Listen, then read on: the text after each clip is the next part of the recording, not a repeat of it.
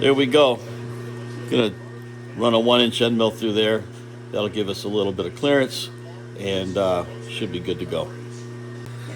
Okay, I think I've asked this question before. What do you call this mill? What's the very affectionate nickname for this thing? Put your answer in the comments.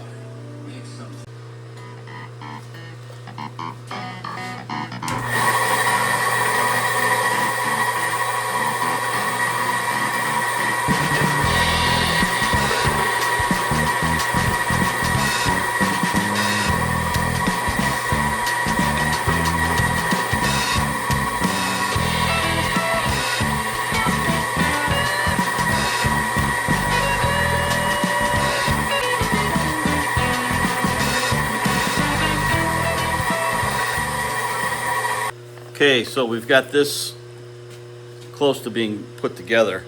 You can see on the top here, I've got all that surface flush, right? Everything's in the same attitude. Down here, I will be welding this nut to this top surface, the one that you saw earlier in the video, I believe, and maybe it was another video. So that will allow me to turn this up and down, this screw up and down to apply pressure to the sheet metal from the lower anvil. So I'm going to weld this nut in place and start working on the cradle for the other end of this to hold the dies. Okay, just double checking the rod. This threaded rod is in the right position. From this side it's good, and from this side it's good. So I'm checking two of the sides of the screw that are 90 degrees to each other,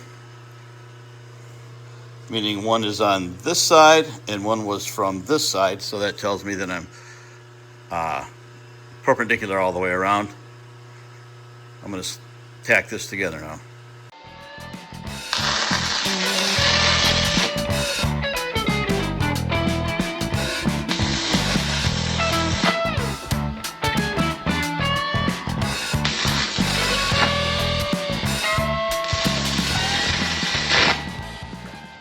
I want to make one quick comment here before I go on.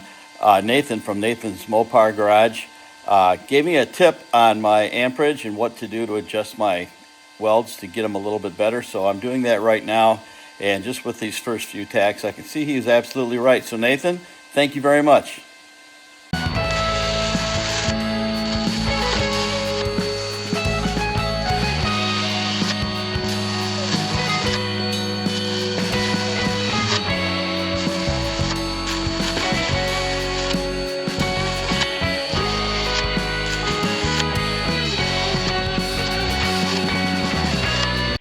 Nathan, you made my day. Much happier with these welds. Thank you very much for the advice. Hello everybody. Going to work on the English wheel again and try to get this lower anvil actually welded to the C-frame of it.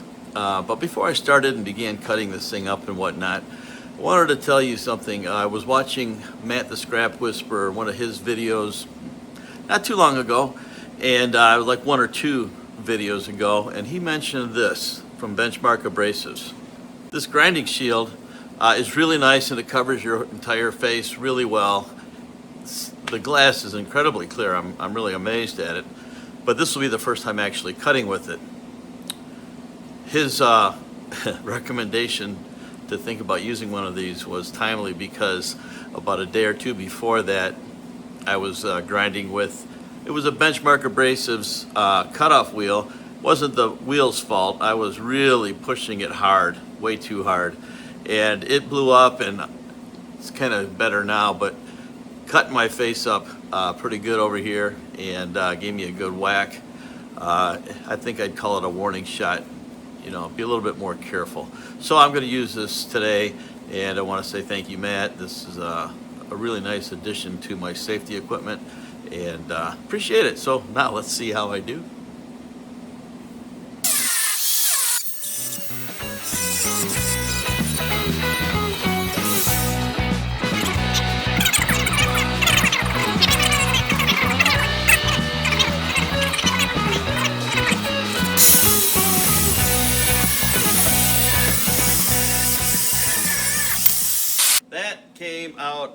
exactly where I wanted it to. Thank you, Jesus. Boy, that's nice when that happens. Especially when you're cutting without seeing what you're cutting. Anyways, got that cut off. So the reason what we're doing this here tonight is we are going to get this mounted up right here. Okay? Then we'll get the cradle that holds the lower anvils here. Then not much left besides the paint. Probably go ahead and check this for 90 and everything. Make sure we're in a good line. The cut line is beautiful. But anyways, we'll see what happens.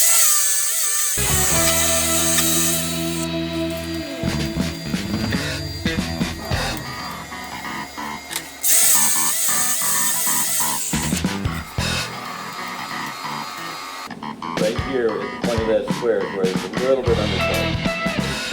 Otherwise, it looks really good. So, what I do want to do next is, I don't want to take this entire flat surface off, but I do want to bevel the outside edges so when we weld, we get good penetration and in turn get a good weld.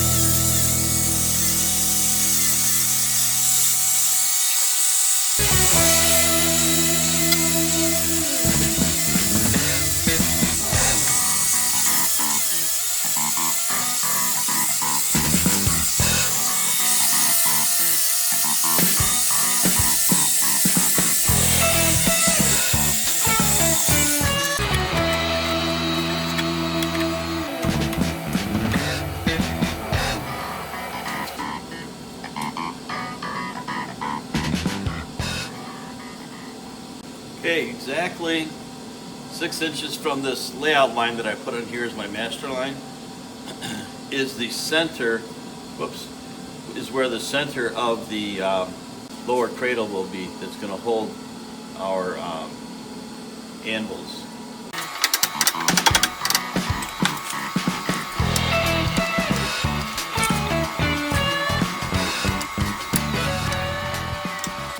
Okay. I use the floor jack to position the proper height. So right now I am at about 5.5 inches, which is a little more than I wanted, but we'll be able to elevate this about a distance of 7 or 8 inches. I mean, you remember seeing the length of this, it goes way down into here. So I've got plenty of room to raise this up. And I wanted to go as low as 4 inches, but that just doesn't give you a lot of room. If you have a flange on the inside of the C-frame that you got to get back out after you've rolled something over here, you know what I mean? You got to have a little bit of space to get things in and out depending on the shape of the part you're working on. So I'm going to leave it right there. Checked all the sides, checked this surface here. And what I'll do once I'm going to tack this in place right now, and once I get it tacked in place, I'm going to take it off of the fixturing. I've got it clamped between two 90-degree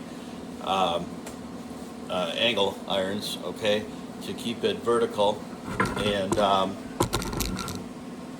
so it's nice and 90 right now. Everything is in line, is good. I'm going to put some heavy tacks on it.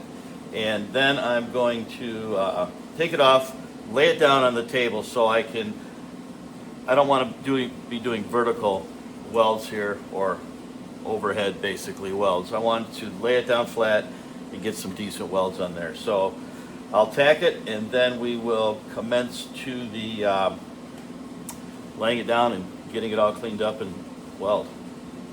I did take all, I don't know if you can see it here, but all the paint off behind this, all around here, that's all been ground off.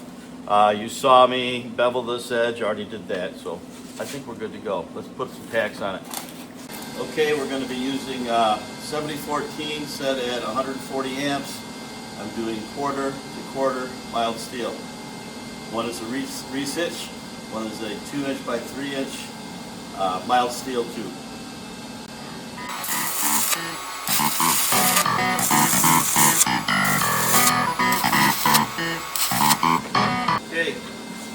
take down and get it ready to weld. Once again, using the the Scrap Whisperer multi-function torch hanger.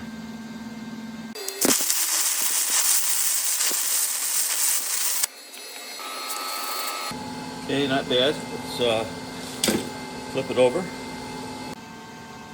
Did I also mention to you that Matt's multi-function torch holder also functions as a grounding device? Awesome.